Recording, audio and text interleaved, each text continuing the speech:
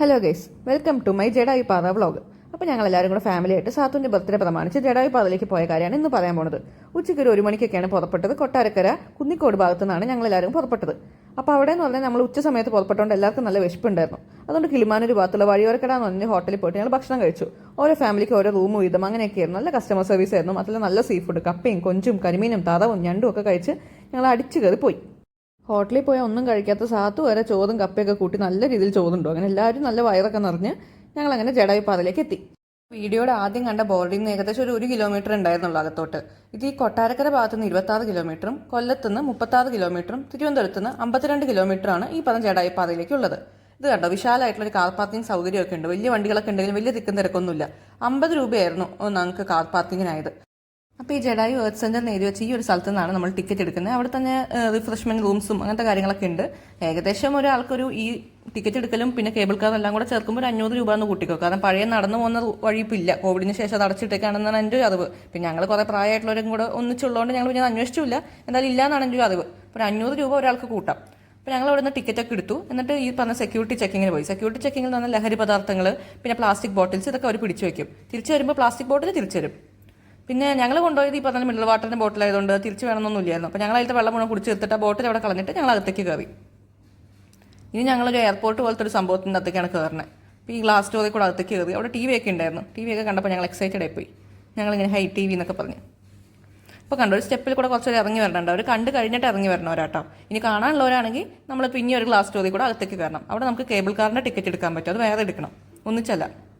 എല്ലായിടത്തും സെക്യൂരിറ്റികളുണ്ട് കേട്ടോ. അപ്പോൾ അവർ നമ്മളിങ്ങനെ ഗൈഡ് ചെയ്തുകൊണ്ടിരിക്കും. അപ്പോൾ നമ്മൾ അവിടുന്ന് കേബിൾ കാറിൻ്റെ ടിക്കറ്റ് എടുത്തിട്ട് പിന്നെ നേരെ വെയിറ്റിംഗ് ഏരിയയിലേക്ക് പോയി. അതായത് ഒരു കേബിൾ കാർ പോയി അടുത്ത കേബിൾ കാർ വരുന്ന വരെ ഒരു ഹാഫ് ആൻ അവർ മാക്സിമം ഒരു വെയിറ്റിംഗ് ടൈം ഉണ്ട്.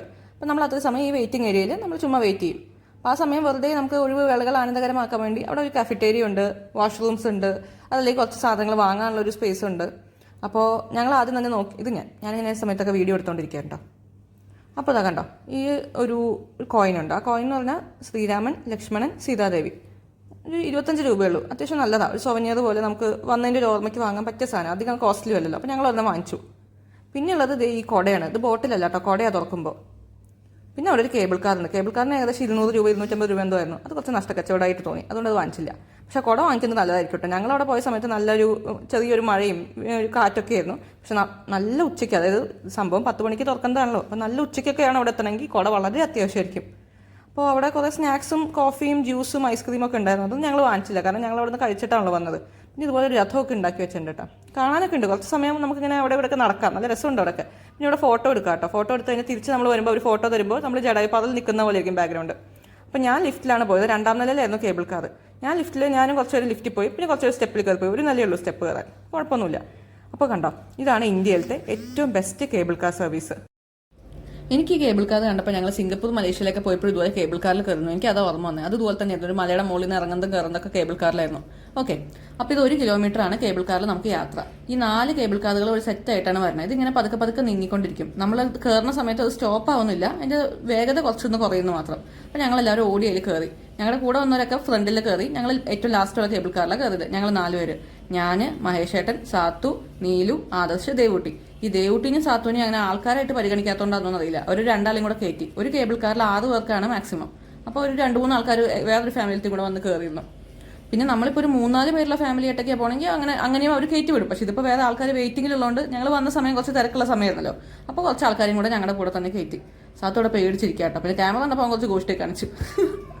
അപ്പോൾ എന്തായാലും ഞങ്ങൾ കേബിൾ കാറിൽ യാത്ര ആരംഭിച്ചു. 1 കിലോമീറ്ററാണ് നമുക്ക് ഈ കേബിൾ കാറിൽ സഞ്ചരിക്കേണ്ട ദൂരം. അപ്പോൾ താഴേക്ക് നോക്കിയാൽ ഞാൻ കയറിയ സമയത്തൊക്കെ നല്ല മഴയായിരുന്നു കേട്ടോ. അത് വേറെ കാര്യം. അല്ലെങ്കിൽ താഴോട്ട് നോക്കിയാൽ ശരിക്കും നല്ല സീനറി ആയിരുന്നു. ഇതിപ്പോൾ ഫുൾ മഴയായതുകൊണ്ട് എത്രത്തോളം എനിക്ക് പകർത്താൻ പറ്റിയെന്നറിയില്ല.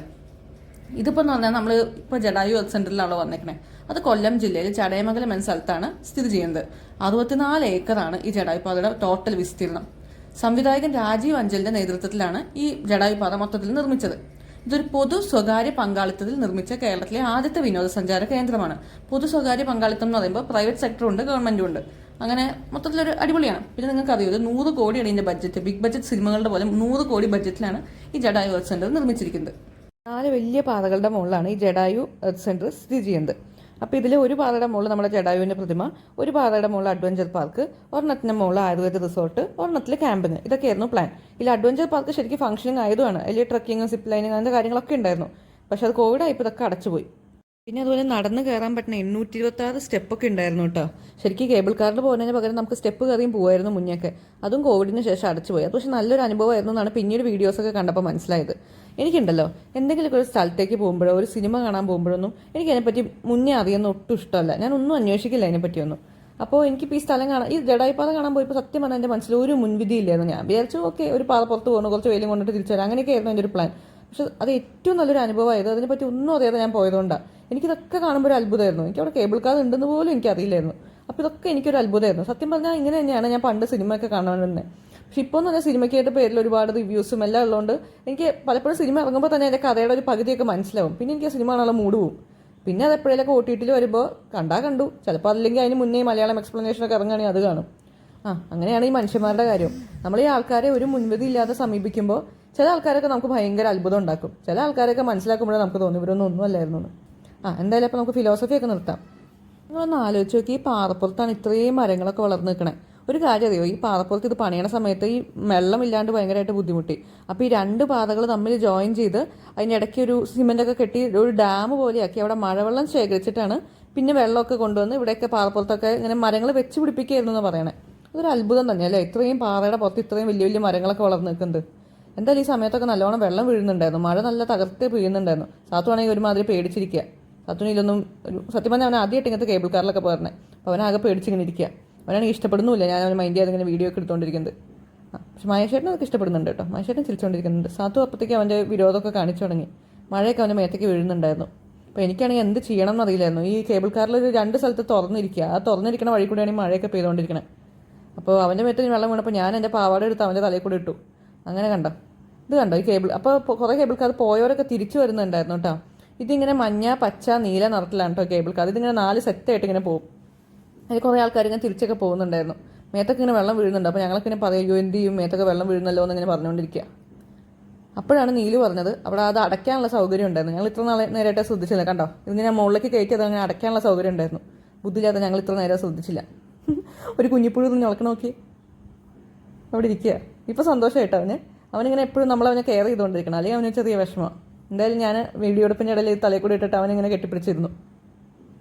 കണ്ടോ ഇപ്പോൾ ഇച്ചിരി സന്തോഷമായി. പിന്നെ വെള്ളമൊന്നും വീഴുന്നില്ലെങ്കിലും ഞാൻ പിന്നെ തലയിൽ കൂടി ഇങ്ങനെ അവൻ്റെ തലയിൽ കൂടി ഇട്ടിട്ട് ഞങ്ങൾ രണ്ടെണ്ണം കൂടി കെട്ടിപ്പിടിച്ച് അവിടെ എത്തണമായിരുന്നു. അങ്ങനെ നമ്മളവിടെ എത്തി ഗൈസ്. ലോകത്തിലെ ഏറ്റവും വലിയ പക്ഷി പ്രതിമയുടെ മുമ്പിലാണ് ഞാനിപ്പോൾ നിൽക്കുന്നത്. അതിൻ്റെ മുറിഞ്ഞ ചെറുകിൻ്റെ ഭാഗമാണ് നമുക്ക് കയറി വരുമ്പോൾ തന്നെ കാണാൻ പറ്റുക. 200 അടി നീളം, 150 അടി വീതി, 75 അടി ഉയരം. ഇതാണ് ജഡായു ശില്പം. കണ്ടോ ഒരു പൂരത്തിനുള്ള ആളുണ്ടായിരുന്നു. അപ്പോൾ നല്ലൊരു ഫോട്ടോയൊന്നും കിട്ടുന്നുള്ള പ്രതീക്ഷയൊന്നും അപ്പോൾ വേണ്ട. എന്നാലും ഞങ്ങൾക്ക് പറ്റുന്ന പോലെയൊക്കെ ശ്രമിച്ചുകൊണ്ടിരുന്നു. അപ്പോൾ ഏകദേശം ഒരു ചെറിയ രീതിയിലൊക്കെ മഴയൊക്കെ ചാറുന്നുണ്ടായിരുന്നു കേട്ടോ. കണ്ടോ എൻ്റെ മുഖം കണ്ടോ, പാവം. എൻ്റെ മുഖം കാണുമ്പോൾ സങ്കടം വരും. പിന്നെ കുറച്ച് നേരം ഞാനിങ്ങനെ ജഡായു ശില്പത്തിൻ്റെ വീഡിയോ ഒക്കെ എടുത്തുകൊണ്ടിരുന്നു. അവിടെ ഇങ്ങനെ പല സ്ഥലത്തായിട്ട് അതിൻ്റെ ഹിസ്റ്ററിയൊക്കെ ഇങ്ങനെ മാർബിളിലൊക്കെ എഴുതി വെച്ചിട്ടുണ്ട്. കണ്ടോ സൂക്ഷിച്ചൊക്കെ കാണാം. അവിടെ പലയിടത്തായിട്ട് അത് എഴുതി വെച്ചിട്ടുണ്ട്. ഇത് വുമൺ സേഫ്റ്റിക്ക് വേണ്ടിയാണ് സ്ഥിതി ചെയ്യുന്നത്. കാരണം നമ്മളെ സീതാദേവിനെ രക്ഷിക്കാൻ പോയിട്ടാണല്ലോ ജഡായുവിൻ്റെ ചിറക് പോയത്. അപ്പോൾ വുമൺ സേഫ്റ്റിയാണ് ഇതിൽ അവർ ലോകത്തിന് കാണിച്ചു കൊടുക്കാൻ ശ്രമിക്കുന്നത് ഈ ഒരു സ്റ്റാച്യൂവിൽ കൂടെ. അത് അവിടെ എഴുതി വെച്ചിട്ടുണ്ട്. പിന്നെ ONV സാറിൻ്റെ ഒരു കവിത എഴുതി വെച്ചിട്ടുണ്ട് ജഡായുവിനെ കുറിച്ച്, ജഡായു സ്മൃതി. ആ കവിത മലയാളത്തിലും ഇംഗ്ലീഷിലും ഹിന്ദിയിലൊക്കെ എഴുതി വെച്ചിട്ടുണ്ട്. സാത്തു അപ്പോഴേക്കും സന്തോഷമായി സാത്തുവിന്. ആ കേബിൾ കാറിൽ ഇറങ്ങിയപ്പോൾ തന്നെ സാത്തുവിന് പകുതി ജീവൻ വെച്ചു. നല്ല വെയിലായിരിക്കുന്നു പറഞ്ഞ് ഞാൻ ഫുള്ള് പുറച്ച് മൂടിയായിട്ടാണ് വന്നത്. കണ്ടോ ഫുൾ കൈയും ഫുൾ പാൻറ്റും ഒക്കെ ഇട്ട് പുറച്ച് മൂടിയാണ് വന്നത്. എൻ്റെ വിചാരം എല്ലാവരും പറഞ്ഞെന്താ വെച്ചാൽ ഇതിൻ്റെ മുകളിൽ നല്ല വെയിലായിരിക്കും എന്ന് പറഞ്ഞിരുന്നു. അത് മാത്രം എനിക്ക് ഇതിനെപ്പറ്റി മുന്നേ അറിയായിരുന്നു. അപ്പോൾ അങ്ങനെയാണ് ഞാൻ വന്നത്. പക്ഷേ ഇത് കണ്ടോ ഫുൾ മഴയായിരുന്നു. ഞങ്ങൾ അവിടെ ഈ ഫോട്ടോ എടുക്കാൻ നേരത്തും ചെറിയ രീതിയിൽ ചാറ്റിൽ മഴ പെയ്യുന്നുണ്ടായിരുന്നു, കാണാത്തതാണ്. പക്ഷേ സാധാരണ ഒരു ഈവനിങ്ങിലൊക്കെ വരികയാണെങ്കിൽ നല്ലൊരു സൺസെറ്റ് കാണാൻ പറ്റുമെന്ന് ഞാൻ കേട്ടിട്ടുണ്ട് കേട്ടോ. അപ്പോൾ അതൊരു പ്ലസ്സാണ്, കാര്യം വെയിലുള്ളെങ്കിലും. പിന്നെ തന്നെ റൈറ്റ് സൈഡിൽ പാറപ്പുറത്ത് ചെറിയൊരു കുളം പോലെയുണ്ട്. അതൊന്നുമില്ല, അത് അവർ അടച്ചു വെച്ചേക്കുക. സത്യം പറഞ്ഞാൽ ഈ വീഡിയോയിലൊന്നും അതില്ല, കാരണം അന്ന് എനിക്ക് അറിയില്ലായിരുന്നല്ലോ. അപ്പോൾ ചെറിയൊരു കുളം പോലെയുണ്ട്. മുറിവേറ്റ് വീണ ജഡായു ഇതിൽ നിന്ന് വെള്ളം കുടിച്ചു ശ്രീരാമൻ വരണ വരെ എന്നാണ് ചരിത്രം. അപ്പോൾ ജഡായുവിൻ്റെ നഖം കൊണ്ടുണ്ടായതാണെന്നാണ് പറയപ്പെടുന്നത്. അപ്പോൾ എന്തായാലും ഞങ്ങൾ ഈ ജഡായുവിൻ്റെ മുമ്പിൽ ഇരുന്ന് കുറേ ഫോട്ടോസൊക്കെ എടുത്തു. പാവല്ലേ, ഞാൻ മുഖം കണ്ടോ വേദനിച്ച് അതിങ്ങനെ കരയാണ്. കണ്ടോ ഇതിലൊക്കെ ജഡായുവിൻ്റെ ഫുൾ ചിറക് കാണാൻ പറ്റുന്നുണ്ട്. ഈ ഒരു ഭാഗത്തെന്ന് പറഞ്ഞാൽ പുറകുവശമാണ്. കണ്ടോ ഫുൾ ചിറകുണ്ട്. അപ്പോൾ അതിൻ്റെ മുമ്പിൽ നിന്ന് ഞാൻ കുറച്ച് സെൽഫിയൊക്കെ എടുത്തു. പിന്നെ ഇവനെ കൊണ്ട് ഞാൻ റീൽ എടുപ്പിക്കാനായിരുന്നു എൻ്റെ ഉദ്ദേശം. ഇങ്ങനെ എൻ്റെ അടുത്തേക്ക് ഓടിവാ മ്യൂസിക് ഇട്ട് റീലാക്കാനായിരുന്നു ഉദ്ദേശം. പക്ഷെ അവനെന്നെ കളിയാക്കിക്കൊണ്ട് അങ്ങോട്ട് കൂടെ ഓടിപ്പോയി കള്ളൻ. അപ്പോൾ പിന്നെ അവനെ മൈൻഡ് ചെയ്യാണ്ട് ഞാൻ പിന്നെ സീനിയർ എന്നെ പിടിച്ചു തുടങ്ങി. ഇപ്പോൾ ഇവിടെ നിന്ന് ജഡായുപാതയിൽ മെയിനായിട്ട് കാണാനുള്ളത് ജഡായുവിൻ്റെ ഒരു പ്രതിമയുണ്ട്, പിന്നെ ഒരു അമ്പലമുണ്ട്, പിന്നെ ഒരു കൾച്ചറൽ ഇവൻറ്റ്സ് ഒക്കെ നടക്കണം, ഇങ്ങനെ ഒരു സ്റ്റേജ് പോലെ ഒരു സംഭവമുണ്ട്. അപ്പോൾ അവനെ മൈൻഡ് ചെയ്യാണ്ടായപ്പോൾ അവൻ എന്തോ പോലെ തോന്നിയിട്ട് അപ്പോൾ അവൻ നൈസായിട്ട് ഓടി വരികയാണേ. അതങ്ങനെയൊക്കെയാണ്. പിന്നെ അത് കഴിഞ്ഞിട്ട് ഞാൻ വീണ്ടും കുറച്ച് സെൽഫിയൊക്കെ എടുത്തു. പിന്നെ ജഡായിൻ്റെ മുമ്പിൽ കുറച്ച് പോസൊക്കെ ഇട്ട് ഫോട്ടോ എടുക്കാമെന്ന് വെച്ചാൽ എല്ലാ ഫോട്ടോയും ഞാൻ ഫോട്ടോ ബോംബിൽ നശിപ്പിച്ചു. പട്ടുപുലി തിന്നൂല, പശ കൊണ്ട് തീറ്റിക്കില്ല. എന്നാലും എന്നെ കൊണ്ട് പറ്റുന്ന പോലെ ഞാൻ കുറച്ച് പോസൊക്കെ ഇട്ട് ഫോട്ടോയൊക്കെ എടുത്തു. കണ്ട ഫുള്ള് കവർ ചെയ്ത് വന്നേക്കണുണ്ട് വെയിലാന്ന് പറഞ്ഞ്. എന്നിട്ട് ഞങ്ങളിങ്ങനെ ഫാമിലിയുടെ ഫോട്ടോസൊക്കെ എടുത്തു. ഇത്രയും തിരക്ക് പിടിച്ചെടുക്കേണ്ട ആവശ്യമൊന്നുമില്ലായിരുന്നു. കുറച്ച് കഴിഞ്ഞപ്പോഴത്തേക്ക് ആൾക്കാരൊക്കെ പോയിട്ട് നല്ല ക്ലീൻ ആയിരുന്നു ആ ഏരിയ മുഴുവൻ. ഒരു മനുഷ്യക്കുഞ്ഞില്ലായിരുന്നു. പക്ഷെ അപ്പോഴേക്കും നമ്മുടെ മൂഡ് പോയിരുന്നു അവസാനമൊക്കെ ആയപ്പോഴത്തേക്കും. പക്ഷെ ഇതിപ്പോൾ നമ്മൾ ജഡായുവിനെ കണ്ട ഒരു ആർത്തിയില്ലേ, ഇപ്പോൾ ചുറ്റും കുറേ ആൾക്കാരൊക്കെ ഉണ്ട്. കുറേയൊക്കെ ഞാൻ ക്രോപ്പ് ചെയ്ത് കളഞ്ഞതാണ്. അങ്ങനെ ഞങ്ങളിങ്ങനെ ആ ഒരു ആവേശത്തിൽ ഇച്ചിരി ഗ്യാപ്പ് കിട്ടുമ്പോഴൊക്കെ ഇങ്ങനെ ഫോട്ടോ എടുത്തുകൊണ്ടേയിരുന്നു. ഫാമിലി ആയിട്ടും അല്ലാണ്ടും ഒക്കെ ഞങ്ങൾ നിറച്ച് ഫോട്ടോ കണ്ടോ. ആ മാർബിളിൽ കണ്ടോ ഇങ്ങനെ ഇതിൻ്റെ ചരിത്രമൊക്കെ അവിടെ ഇവിടെയൊക്കെ ആയിട്ട് എഴുതി വെച്ചിട്ടുണ്ട്. ഈ ONVയുടെ കവിത ജഡായു സ്മൃതി എന്നുള്ള കവിതയുണ്ട്. പിന്നെ അതല്ലാതെ ഈ രാജീവ് അഞ്ചലിനെ കുറിച്ച് എഴുതിയിട്ടുണ്ട്. ഇതുപോലെ ജഡായുപാതയുടെ നിർമ്മാണത്തെ പറ്റി ഓരോ വർഷവും എന്തൊക്കെ ചെയ്തു അതൊക്കെ കൃത്യമായിട്ട് അവിടെ ഇവിടെയൊക്കെ ഇങ്ങനെ മാർബിളിൽ കുത്തി വെച്ചിട്ടുണ്ട്. നല്ല രസമാണ് ഇതൊക്കെ കാണാൻ. അപ്പോൾ അങ്ങനെ ജഡായുപാത ഞങ്ങൾ ഈ ജഡായുവിൻ്റെ പ്രതിമ ഞങ്ങൾ കുറേ നേരം ആസ്വദിച്ചു. കണ്ടോ മാർബിളിൽ എഴുതി വെച്ചിട്ടുണ്ടോ, ഇങ്ങനെ പലയിടങ്ങളിലായിട്ട് എഴുതി വെച്ചിട്ടുണ്ട്. ഇത് ഞങ്ങൾ ഇറങ്ങാൻ നേരത്തെ എടുത്ത ഫോട്ടോ കേട്ടോ, രാത്രി ആയപ്പോഴേക്കും. ഇതൊക്കെ ചുമ്മാ എൻ്റെ ഒരു കോമാളിത്തരങ്ങൾ. ഇതിൻ്റെ മുമ്പിൽ ഇരുന്നിട്ട് കുറച്ച് ഫോട്ടോസൊക്കെ എടുക്കാൻ നോക്കി. അവൻ നിന്നൊന്നുമില്ല, അവനെല്ലാം നശിപ്പിച്ചു. അവന് ക്യാമറ കണ്ട് അപ്പം അവൻ എന്തെങ്കിലുമൊക്കെ ഗോഷ്ടി കാണിച്ചൊക്കെ നശിപ്പിക്കും. പോട്ടെ. അപ്പോൾ ഞങ്ങളങ്ങനെ അതിൻ്റെ മുമ്പിലിരുന്ന് ഞങ്ങളിങ്ങനെ ഫോട്ടോസൊക്കെ എടുത്തു. കുറേ ജഡായുപാതയുടെ ഫ്രണ്ടിൽ നല്ലോണം ആസ്വദിച്ച് കുറേ നേരം ഞങ്ങൾ ഫോട്ടോസൊക്കെ എടുത്തു. അപ്പോൾ അതൊക്കെ കഴിഞ്ഞിട്ട് ഞങ്ങൾ പതുക്കെ അമ്പലത്തിൻ്റെ അടുത്തേക്ക് പോവാണ് കേട്ടോ. ഇതാ സ്റ്റേഡിയത്തിൻ്റെ ഭാഗം. അത് ഞാൻ ചുമ്മാ ഒരു ഇത് ജഡായുപാതയുടെ തൊട്ടപ്പുറത്ത് ഇതുപോലെ ഒരു കൾച്ചറൽ ഇവൻറ്റ്സ് ഒക്കെ നടക്കുന്ന സ്റ്റേഡിയം ഉണ്ട്. അതിൻ്റെ അപ്പുറത്താണ് നമ്മുടെ ഈ അമ്പലം. ശ്രീരാമൻ്റെ അമ്പലമാണ് കേട്ടോ. നല്ലൊരു അറ്റ്മോസ്ഫിയർ ആയിരുന്നു അവിടെ.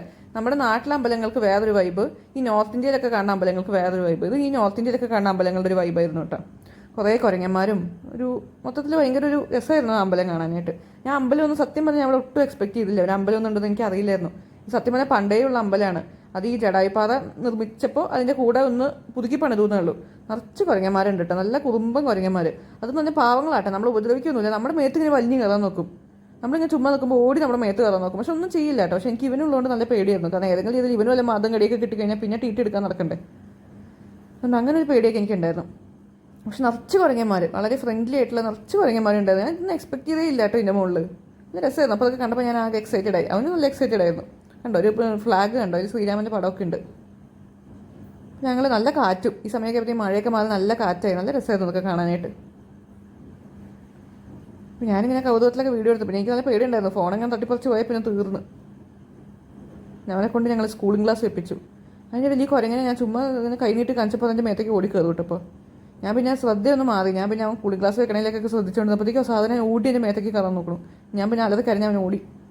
അങ്ങനെ കിട്ടിയതൊക്കെ തന്നെ ഞങ്ങൾ സാധുവിനെ കൊണ്ട് കൂളിംഗ് ഗ്ലാസ് വെപ്പിച്ചു. സാധു ആ കുരങ്ങനെ കണ്ട ആവേശത്തിൽ കൂളിംഗ് ഗ്ലാസ് ഒന്നും എടുത്ത് വലിച്ചെറിയാൻ പോയില്ല. അവനത് വെച്ചുകൊണ്ട് ഇങ്ങനെ കുരങ്ങനെ നോക്കിക്കൊണ്ടിരിക്കുക. കുരങ്ങനെ കണ്ട ആവേശമാണ് അവന്.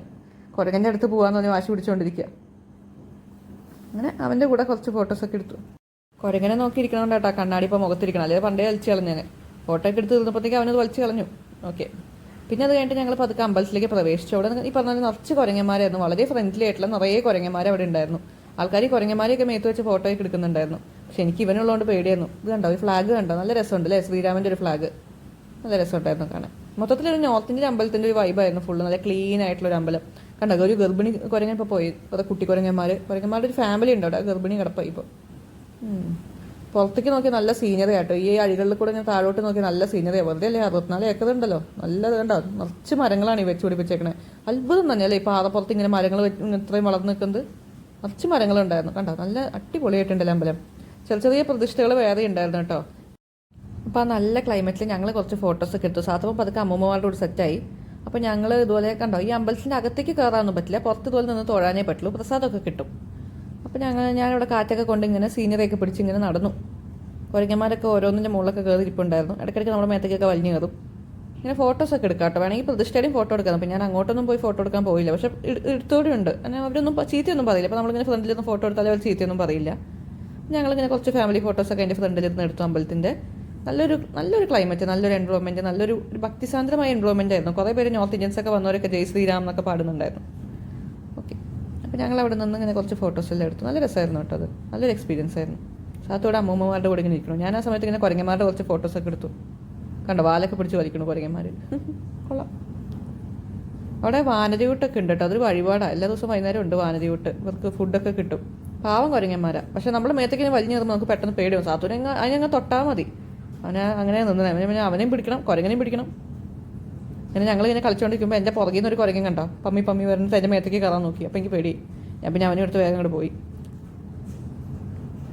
പക്ഷെ പാവം കുരങ്ങന്മാരെ നമ്മളതിനെ ഉപദ്രവിക്കൊന്നുമില്ല, നമ്മുടെ മേത്തേക്ക് കയറാൻ നോക്കും, നമ്മളെ കത്തുന്ന കളിക്കുന്നതാണ്. ഇത് ശ്രീരാമപാദമാണ് കേട്ടോ. അന്നത്തെ കാലത്തൊക്കെ മനുഷ്യന്മാർക്ക് സാധാരണ ഒരു മനുഷ്യനേക്കാളും 3 ഇരട്ടി വലിപ്പം ഉണ്ടെന്നാണ് പറയാം. അപ്പം അത്രയും 3 ഇരട്ടി വലിപ്പത്തിലുള്ളൊരു കാലിൽ പതിഞ്ഞതാണ് ഈ കാണുന്നത്. ശ്രീരാമന്റെ പാദമാണ് ഈ പതിഞ്ഞ് കിടക്കുന്നത്. അതിൻ്റെ ഒരു കുഴി പോലെ നമ്മൾ ആ കാലിൻ്റെ ഷേപ്പിൽ ഇങ്ങനെ കുഴിഞ്ഞിരിക്കുന്നതായിട്ട് കാണാൻ പറ്റും. ഇത് വാനരയൂട്ടി നടക്കണം. ഞങ്ങൾ വന്നപ്പോൾ ഈ വൈകുന്നേരം വാനരയൂട്ടിൻ്റെ സമയമായിരുന്നു. അപ്പോൾ അവരൊക്കെ പോയിട്ട് ഫുഡ് കഴിക്കുന്നു. ഇത് ശരിക്കൊരു വഴിപാടാണ്, ആൾക്കാർ വഴിപാട് കഴിക്കുന്നതാണിത്. കുരങ്ങന്മാരുടെ ഒരു സംസ്ഥാന സമ്മേളനം, നിറയെ കുരങ്ങന്മാർ. നല്ല രസമാണ്, ഈ കാഴ്ച കാണാൻ തന്നെ ഒരു രസമാണ്. ഉഴുത്തോണ്ട് ഓടണം നോക്കി. അവിടെ താഴെ ഒരു കുഞ്ഞു കുളമൊക്കെ ഉണ്ട്, കുരങ്ങന്മാർ അതിലേക്കൊക്കെ ചാടും. അപ്പം മെയിനായിട്ടുള്ള ശ്രീരാമന്റെ പ്രതിഷ്ഠയല്ലാണ്ട് പുറത്ത് ഈ അമ്പലത്തിന് ചുറ്റും ആ ഗണപതി, ദക്ഷിണമൂർത്തി, സൂര്യദേവൻ, വീരജടായു, അങ്ങനെ ഇങ്ങനെ ചെറിയ പ്രതിഷ്ഠകളും കൂടി ഉണ്ട്. പിന്നെ പുറത്ത് ഞാൻ നോക്കിയപ്പോൾ സാത്തു അമ്മൂമ്മയും കൂടെ അവിടെ തൊഴുതുകൊണ്ടിരിക്കുന്നുണ്ടായിരുന്നു.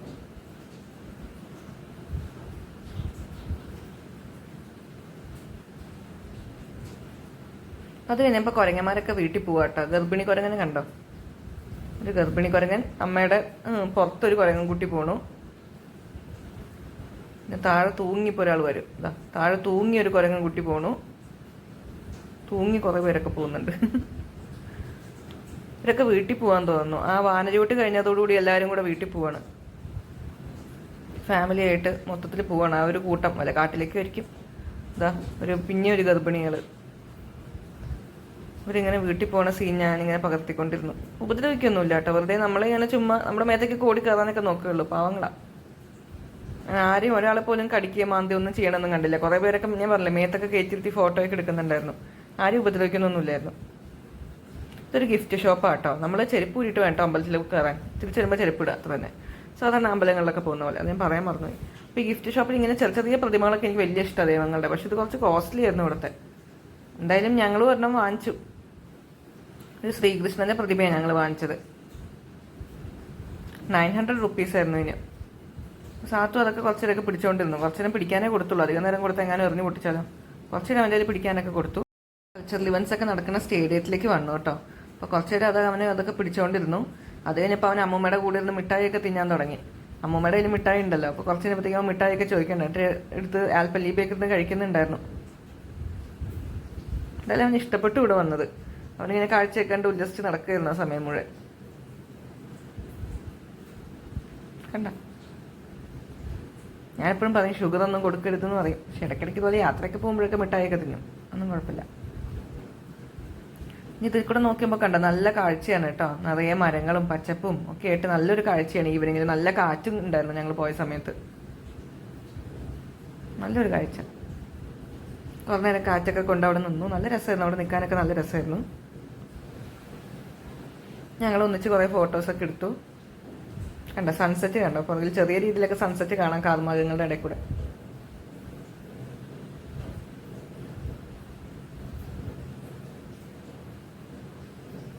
പിന്നെ അവിടെ നിന്ന് ഞങ്ങൾ തിരിച്ചാ ജഡായുവിൻ്റെ അടുത്തേക്ക് തന്നെ എത്തി. ജഡായുവിൻ്റെ അകത്ത് ശരിക്കും 6D തിയേറ്ററും മ്യൂസിയം ഒക്കെ വരും എന്നാണ് പറയണത്. ഇപ്പം തൽക്കാലം ഈ കോവിഡ് കഴിഞ്ഞ ശേഷം എല്ലാം അണ്ടർ കൺസ്ട്രക്ഷൻ എന്ന് പറഞ്ഞ് വെച്ചേക്കുക.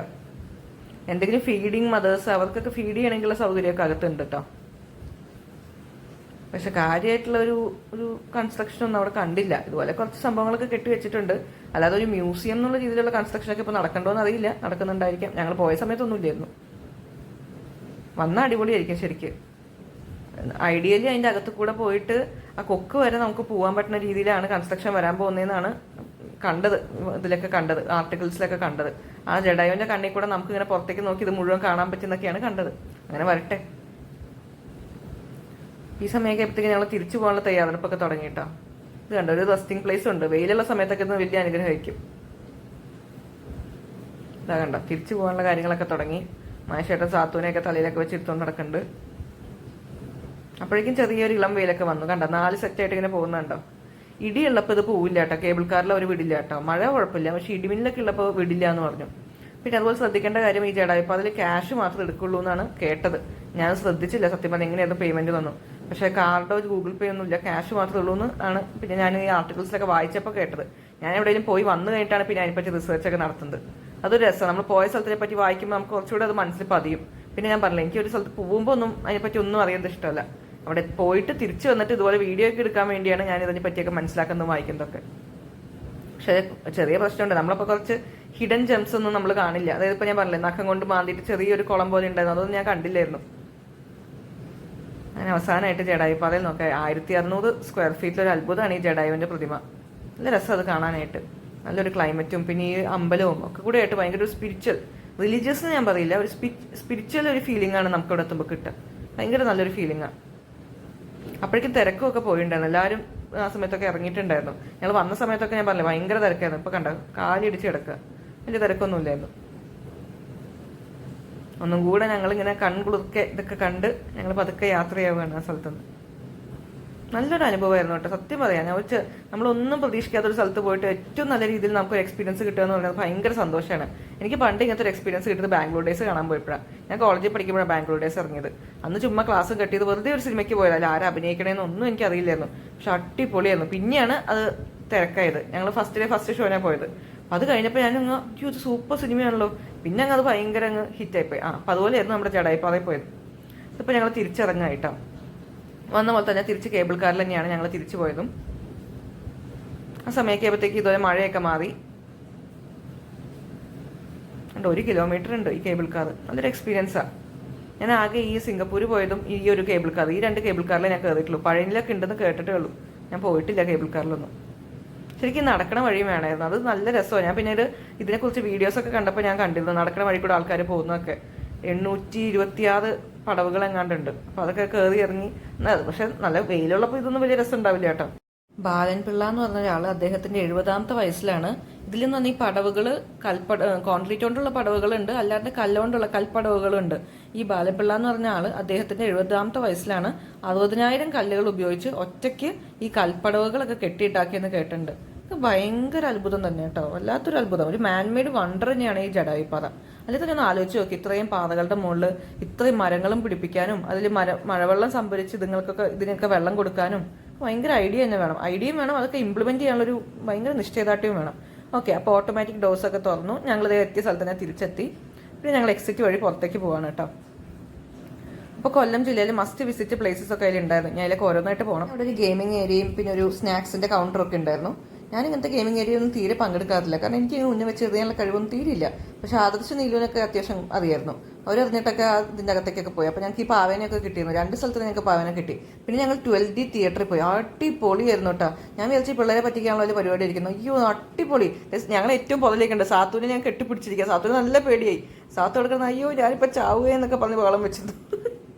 അത് പക്ഷെ നല്ല എക്സ്പീരിയൻസ് ആയിരുന്നു കേട്ടോ. നിങ്ങൾ പോയ ഒന്ന് കയറണേ. അത്യാവശ്യം കോസ്റ്റ്ലി, 160 രൂപയാന്ന് തോന്നുന്നു ഒരാൾക്ക്. പക്ഷെ നല്ല രസമായിരുന്നു. അത്യാവശ്യം നല്ലോണം ചിരിക്ക പേടിയാവും. എന്ന് വെച്ചാൽ ഭയങ്കര ഓവർ പേടിയൊന്നും ആവില്ല. അതേ അമ്മയൊക്കെ കണ്ണോട് ഊരിയിരിപ്പായി ഫ്രണ്ടിൽ തന്നെ. അതവിടെ കുറച്ച് വീഡിയോ ഗെയിംസും പിന്നെ അതല്ലാതെ ഭക്ഷണം കഴിക്കാനുള്ള സ്ഥലമൊക്കെ ഉണ്ടായിരുന്നു. മുന്നേ കയറുമ്പോൾ ഉള്ള പോലെ തന്നെ ഇറങ്ങുമ്പോഴും അത് ഉണ്ടായിരുന്നു. ഞങ്ങൾ സാത്തുവിന് വേണ്ടി പോപ്കോണൊക്കെ വാങ്ങിച്ചു. അവന് പോപ്കോൺ ഭയങ്കര ഇഷ്ടം കേട്ടോ. ജഡായുപ്പാത പൂട്ടണ സമയത്താണ് ഞങ്ങളും പുറത്തിറങ്ങിയത്. ഞങ്ങൾക്ക് കളിച്ചിട്ട് 2 പാവകളെ കിട്ടി. ഒരു കിളിയുടെ പാവയും കിട്ടി, പിന്നെ ഒരു താറാവിന്റെ പാവയും കിട്ടി, പിന്നെ ഒരു കടുവയുടെ പാവയും കിട്ടി. കണ്ടോ എത്ര വലിപ്പമുള്ള പാവകളാന്ന് നോക്കിയേ. നല്ല രസമുണ്ടായിരുന്നു. അപ്പോൾ ഇങ്ങനെ പാവകളും കിട്ടി. പിന്നെ എന്താ പറയുക, ഒരുപാട് നല്ല മെമ്മറീസും. ഞാൻ പ്രതീക്ഷിച്ചേക്കാളൊക്കെ ഒരു ഇൻറ്റു 100 ടൈംസ് ആയിരുന്നു ജഡായുപ്പാത. അടിപൊളിയായിരുന്നു സത്യം പറഞ്ഞാൽ. അപ്പോൾ നിങ്ങൾക്കും പറ്റുകയാണെങ്കിൽ ഒരു അവസരം കിട്ടുകയാണെങ്കിൽ ജഡായുപ്പാതയിലേക്ക് പോകണം കേട്ടോ. പിന്നെ ഇപ്പോൾ കേരളം മുഴുവൻ നല്ല മഴയാണല്ലോ. പിന്നെ അല്ലെങ്കിൽ എനിക്ക് തൊണ്ടയൊക്കെ അടിച്ചുകൊണ്ട് ഈ വോയിസ് ഒക്കെ തീരെ മോശമായിരിക്കും. അപ്പോൾ അടുത്ത വീഡിയോയിൽ നമുക്ക് ശരിയാക്കാം കേട്ടോ. ഓക്കെ.